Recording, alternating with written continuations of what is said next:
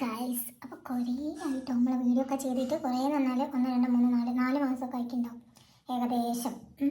അപ്പം ഞാൻ ഇന്ന് ഒരു റീല് കണ്ടിരിക്കേനെ. അപ്പം ആ റീല് കാണിച്ചു തരാം.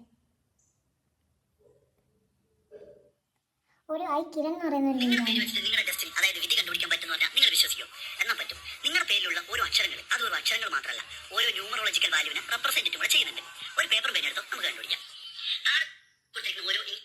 അപ്പോൾ പേപ്പറും പേനൊക്കെ എടുത്ത് ഞാൻ പേപ്പറും പേനൊക്കെ എടുത്ത് സെറ്റ് ആക്കുന്നത്. അപ്പോൾ ഡയറി ഒരു പെന്നും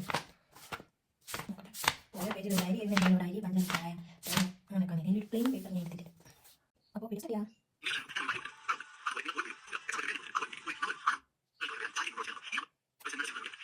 ആദ്യം നമ്പർ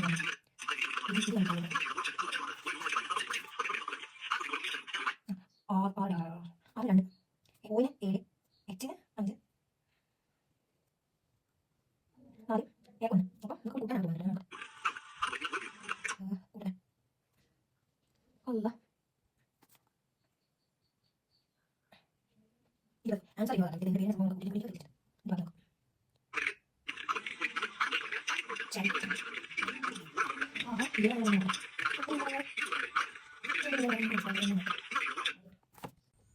എൻ്റെ വിധി. സഹകരണത്തെ വിലമതിക്കുന്ന പങ്കാളിയും നയതന്ത്രജ്ഞനും ഡോസ് ഒരു ജോഡിയെയോ ഇരട്ടയോ പ്രതിനിധീകരിക്കുന്നു.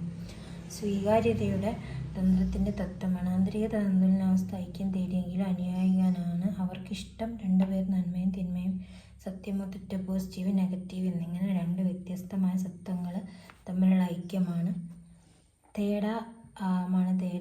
അവർ ജാഗ്രതയുള്ളവരാണ്, പക്ഷെ വഴക്കുള്ളവരാണ്. നല്ല വശത്തിന് അവർ സർഗാത്മകവും സെൻസിറ്റീവുമാണ്. നെഗറ്റീവ് വശത്ത് അവർ മനോഭാവമുള്ള ലജ്ജയുള്ളവരുമാണ്, യുക്തിരഹിതവുമാണ്. സഹകരണം ആഗ്രഹിച്ചുകൊണ്ട് ഡോസ് എളിമയുള്ളവനാണ്.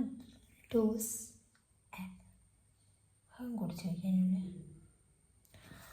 അപ്പോൾ ഇന്ന് ഞാൻ മെനക്കാട്ടതൊക്കെ